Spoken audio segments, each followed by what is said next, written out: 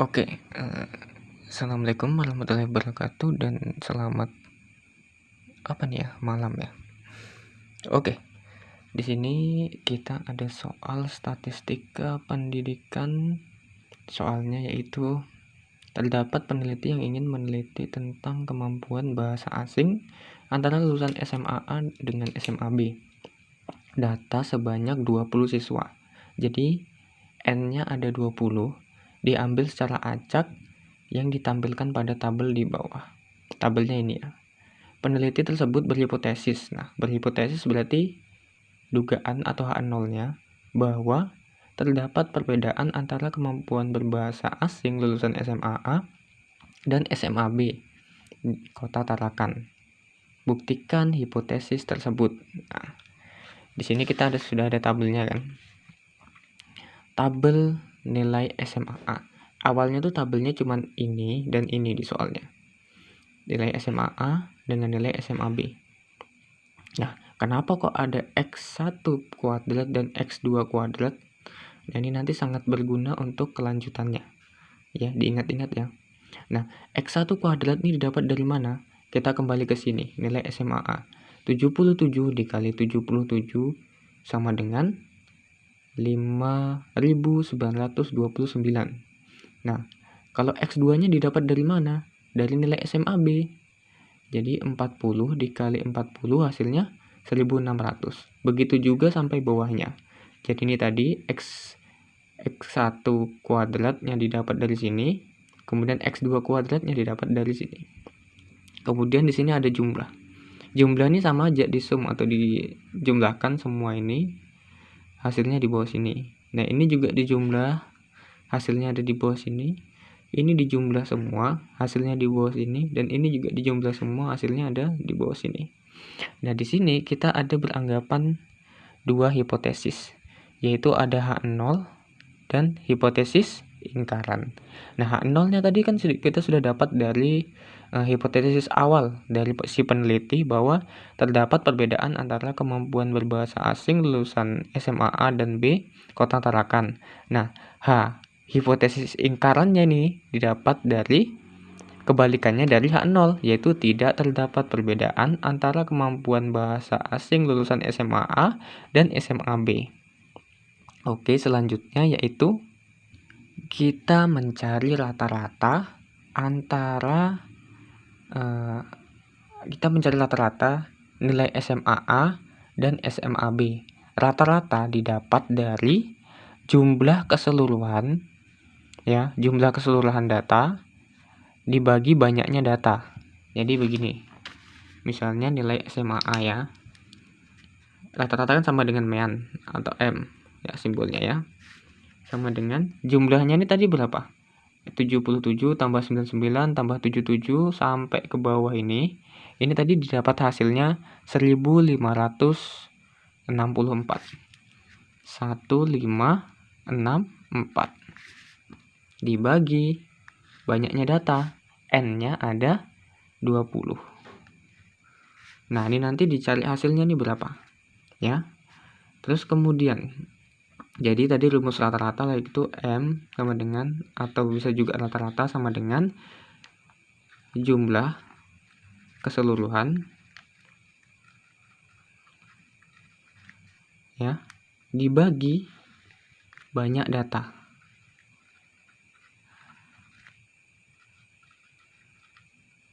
Jadi tadi 1564 nih dapat dari jumlah keseluruhan nilai pada SMA-A, yaitu ada 1564. Nah, kemudian N-nya didapat dari banyaknya siswa yang diambil sampelnya. Di sini kita lihat dari nomor 1 sampai nomor 20 berarti ada 20 siswa.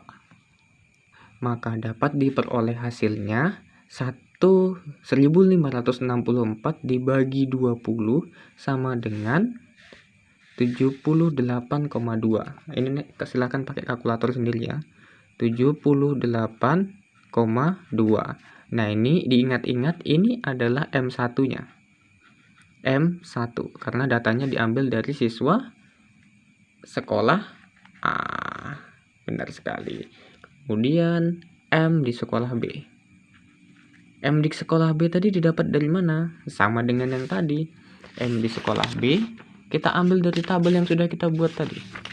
Jadi jumlah keseluruhan data siswa, ya, jumlah keseluruhan nilai ini kan ada 1187. 1187 dibagi banyaknya siswa. Banyaknya siswa ada berapa? Ada 20. Dibagi 20 sama dengan, nah silahkan di kalkulator berapa tuh hasilnya nanti.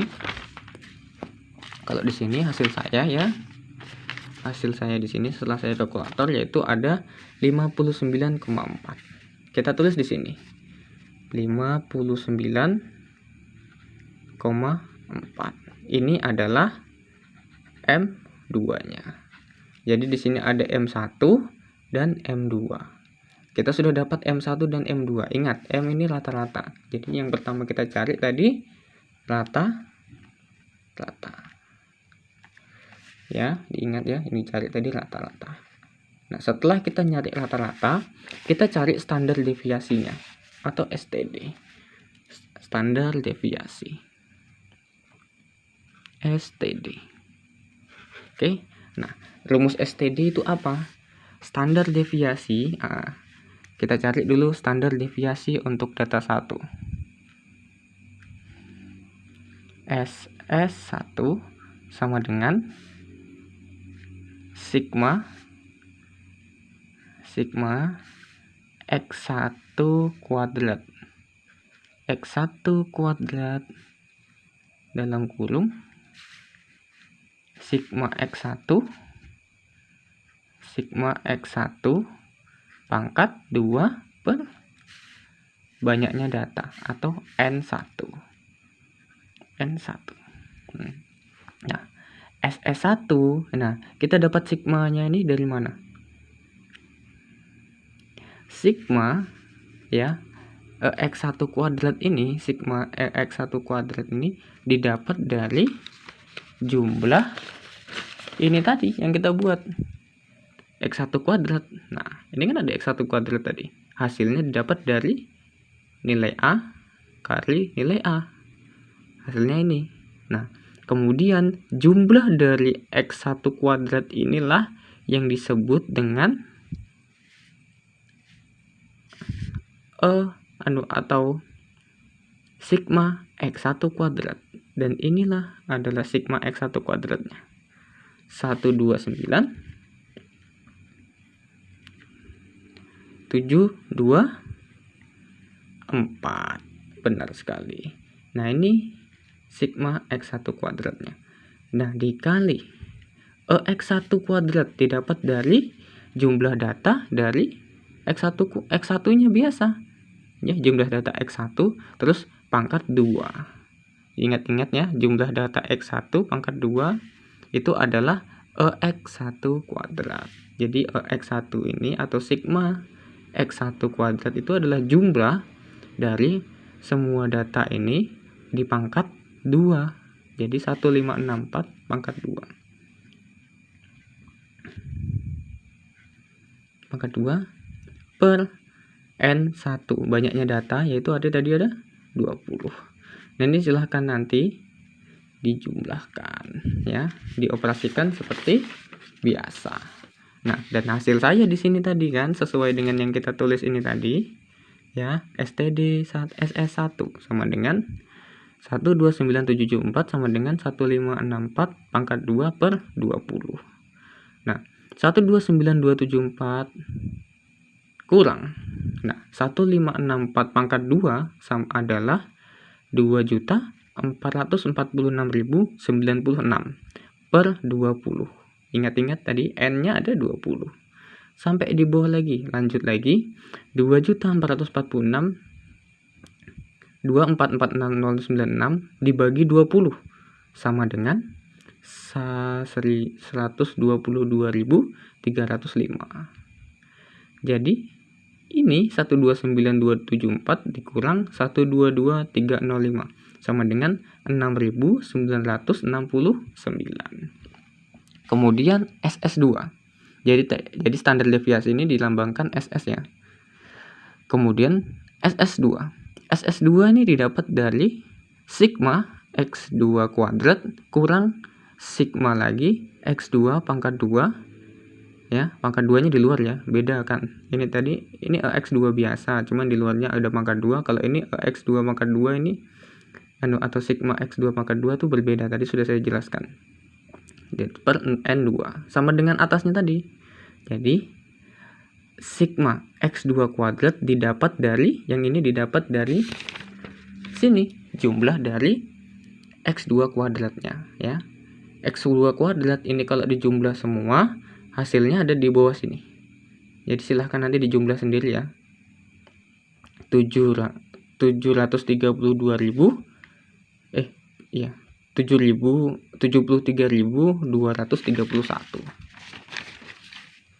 Maaf kalau saya salah baca kalimat tadi. Kemudian kita lanjut lagi. Di sini tadi sudah kita dapat 73.231. Nah, X kuadrat ini didapat dari mana? X kuadrat tadi kita dapat dari sini, jumlah keseluruhan dari nilai B. Jadi sigma X2 nya ada di sini, sama dengan 1187. Nah, di 1187 dikasih masuk sesuai rumus. Terus ada pangkat 2 di luar, kemudian N2 nya sama tadi, datanya sama-sama 20 siswa. Kemudian sama dengan tadi dioperasikan, 1187 pangkat 2 sama dengan 1.408.969 dibagi 20. Jadi 73.231 sama dengan dikurang hasilnya ini dibagi ini sama dengan 70.448. Jadi hasil keseluruhannya, hasil ini dikurang ini sama dengan 2.783. Ini sama dengan SS2. Benar sekali, harus diingat ya. Rumusnya tadi apa? Sigma X, kemudian sigma X kuadrat kurang dalam kurung sigma X, ya, kemudian ini dalam kurung ya, di luarnya kuadrat. Terus setelah itu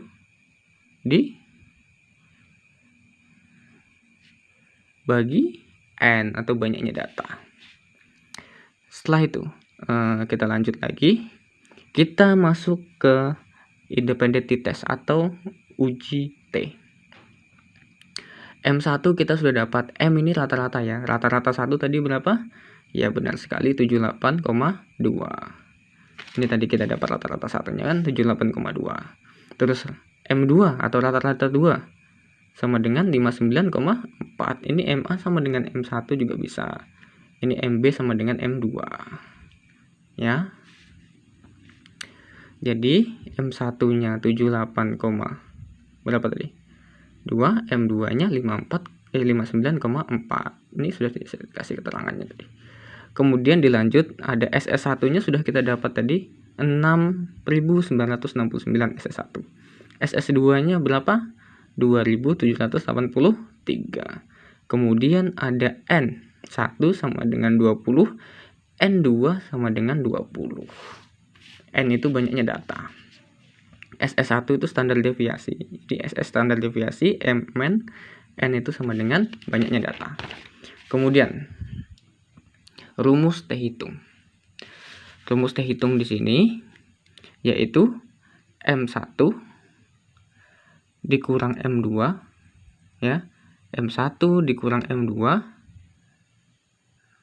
Oh, panas di HP-nya. Agak buram dikit enggak apa-apa ya.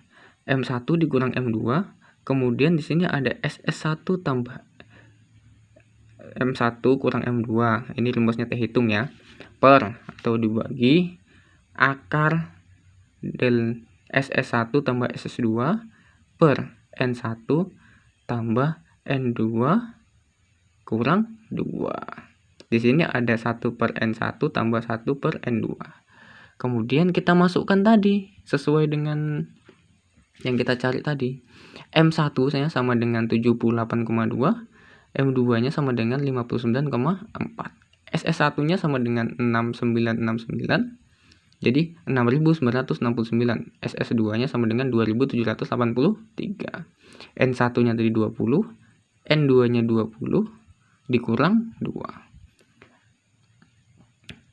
1 per N1, N1-nya 20. 1 per N2, N2-nya 20. Silahkan dioperasikan. Di sini langsung tadi saya kurang hasilnya ini 18,85. Terus kemudian ini tambah ini hasilnya 9.752. Ini tambah ini hasilnya 38. Kemudian 1 bagi 20 atau 1 per 20 sama dengan 0,05. Jadi hasilnya di bawah lagi, yaitu tinggal turunkan lagi ke bawah. Ini dibagi ini sama dengan 256,63. Kemudian ini ditambah ini sama dengan 0,1. Lanjut lagi di bawahnya ada 18,85 dibagi akar ya. Ini dikali ini ya. Ingat, biar tidak ada lambang kalinya, kalau dia di dalam kurung begini, ini pasti dikali. Jadi ini dikali ini hasilnya 25,66. Jadi lanjut lagi ke bawah, 8 akar dari 25,66, ingat ini tadi ada lambang akarnya, sama dengan 5,06. Nah, 18,85 dibagi 5,06, jadi T hitungnya sama dengan 3,72. Jadi didapat dari hasilnya ini, ketemulah hasilnya T hitung. Kemudian kita lanjut lagi. Kita lanjut ke membandingkan T hitung dengan T tabel. Gimana caranya ya? Ya, caranya itu simple antara kita membandingkan T hitung dengan T tabel. Silahkan diperhatikan di sini ada T hitung, ada T tabel. T hitungnya tadi kita sudah dapat 3,72. T tabelnya kita belum dapat ya. Nah, di sini ada taraf signifikansi. Nah, ini lambangnya taraf signifikansi. Saya taraf signifikansi sama dengan 0,05. Kalau dalam pendidikan taraf signifikansinya sama dengan 0,05 atau 5% atau 5/100. Derajat keberhasilan atau DK, rumusnya yaitu N1 tambah N2 kurang 2. Jadi N1 dan N2-nya kan 20, jadi 20 tambah 20 dikurang 2 sama dengan 38. Oke, kita lanjut untuk nyari T tabel. Bang, gimana ya? Bang gimana cara dapat T tabel? Kalau saya simple. Saya ada buku statistik pendidikan. Yuk kita gas. Cara cari T tabel dengan cepat. Oke, selanjutnya tadi kita kan sudah dapat ini. Kita sudah dapat DK atau taraf signifikansinya tadi ada 0,0 taraf signifikansinya ada 0,05 nih ya. Taraf signifikansi kita 0,05. Kemudian ada derajat kebebasan tadi kita dapat 38. Nah, yang digunakan untuk mencari T tabel yaitu dari taraf signifikansi dan derajat kebebasan. Nah, kita lanjut di sini. Tadi 0,05. Bang, gimana cara baca taraf signifikansi di tabelnya? Nah, kita perhatikan dulu. Di sini ada tabel presentasi distribusi T. Ya, diingat-ingat ya kalau kalian cari di bukunya. Ini T. Kalian harus cari yang begini. Kalau yang lain yang begini salah sudah. Karena ini diuji T 1 sampai 200. Kemudian tadi kita dapat nilai standar taraf signifikansinya ada 0,50. Nah, ini kita lihat di sini. 0,50 untuk data yang kita cari. Data yang kita cari ini disebut juga dengan data satu pihak. Kayak mana nulisnya nih ya? Data satu pihak. Susah nulisnya. Jadi anggap aja lah ini tadi data satu pihak ya. Ya, yang di atas nih data satu pihak digunakan untuk mencari perbedaan. Nah, kalau misalnya kita yang bawah ini adalah data dua pihak. Nanti kalian bisa cari sendiri apa itu data satu pihak dan apa itu data dua pihak. Nah, kemudian kita fokus lagi ke data yang kita punya yaitu 0,050. Yaitu tadi adalah taraf signifikansinya. 0,050.